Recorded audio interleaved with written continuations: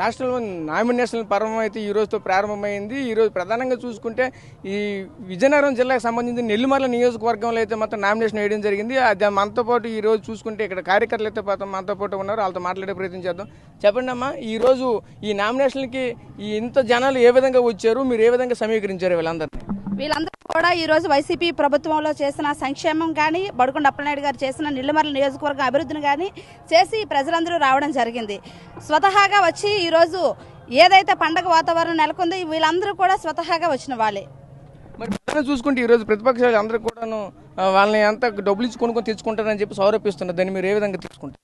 అంటే ప్రతిపక్షాలు ఇప్పుడు ఏ విధంగా ఉన్నాయంటే, నేను జనసేన పార్టీ తరపు నుంచి వచ్చిన వ్యక్తినే. ఈరోజు ప్రతిపక్షంలో ఉన్నవాళ్ళు అంటే ఇప్పుడు ప్రభుత్వంలో ఉన్న వాళ్ళకన్నా ప్రతిపక్షంలో ఉన్న వాళ్ళే సూట్ కేసులు డబ్బులు రాజకీయం చేస్తున్నారు, కార్పొరేట్ రాజకీయాలు చేస్తున్నారు తప్ప ఇక్కడ నేను వైసీపీ ప్రభుత్వంలోకి ఈరోజు వచ్చాను, వైసీపీ పార్టీలోకి వచ్చాను. ఎక్కడైతే డబ్బుల రాజకీయం కానీ కార్పొరేట్ రాజకీయాలు కానీ జరగడం లేదు. అంటే మీకు జనసేన నుంచి వచ్చామంటున్నారు, ఇక్కడ మీకు ఎటువంటి భరోసా ఇచ్చి తీసుకున్నారు? భరోసా అంటే కష్టపడితేనే, రాజకీయంగా కష్టపడితే ఖచ్చితంగా ఏ పార్టీలైనా భవిష్యత్తు ఉంటుంది.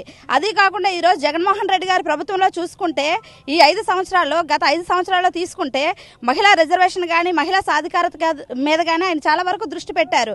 ఈ రోజు వరకు నేను జనసేన పార్టీలో పవన్ కళ్యాణ్ గారి సిద్ధాంతాలు, ఆశయాలు నచ్చి పనిచేసినప్పటికీ ఆ సిద్ధాంతాలు, ఆశయాలు జనసేన పార్టీలో కరువయ్యాయి.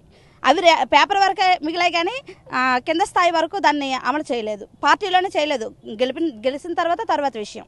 మరి ఆల్రెడీ మీ నియోజకవర్గం చూసుకుంటే ఆల్రెడీ మీరు జనసేన నుంచి వచ్చామంటున్నారు. ఆల్రెడీ జనసేన అభ్యర్థికి మాత్రం టికెట్ ప్రకటించడం అయితే జరిగింది. మరి వాళ్ళతో ఎందుకు మీరు ఎక్కడి నుంచి విభజించుకొని రావాల్సిన పరిస్థితి వచ్చింది? ఓకే, ఈరోజు ఎవరైతే ఎన్డీఏ కూటమి అభ్యర్థి ఉన్నారో ఈరోజు ఆవిడ ఏ విధంగా వచ్చారనే విషయం నియోజకవర్గం అలాగే జిల్లా, రాష్ట్రం అంతా కూడా తెలుసు.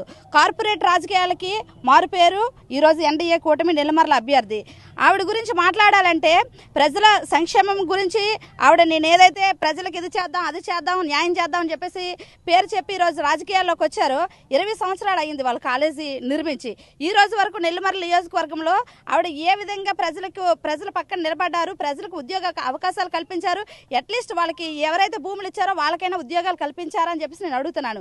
కార్పొరేట్ రాజకీయాలు చేయడానికి వచ్చిన వాళ్ళు ఎవరు కూడా ప్రజలకు న్యాయం చేస్తారు అంటే నేను నమ్మను. Okay, right. మీరు చెప్పండి, ఏ విధంగా ఇంత జనాలు సమీకరించారు? అలాగే ఈరోజు చూసుకుంటే ఈ బడుకొండ అప్పలనాయుడికి ఎటువంటి మెజారిటీ తీసుకుని వస్తారు మీరు?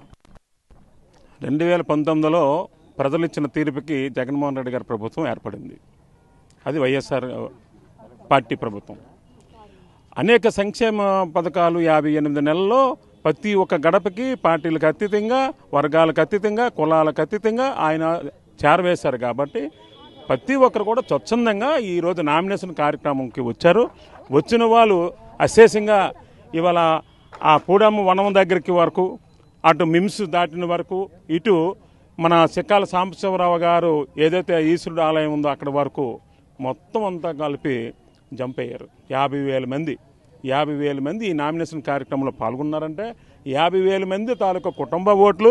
ఇవాళ నియోజకవర్గంలో 2,13,000 ఓట్లు ఉంటే ఇవాళ మాకు హాజరైన వాళ్ళు ప్రతి ఒక్క వ్యక్తి తాలూకా కుటుంబంలో 3 ఓట్లు 4 ఓట్లు ఉంటే ఇవాళ మ్యాక్సిమం మాది 1,50,000 మేము పైచీలకులు ఓట్లు సంపాదించే స్థాయికి మేము చేరుకున్నాం. దానికి ముఖ్యంగా కారణం జగన్మోహన్ రెడ్డి గారి సంక్షేమం, ఆయన తాలూకా సిద్ధాంతాలు, ఆయన తాలూకా ఆలోచనలు.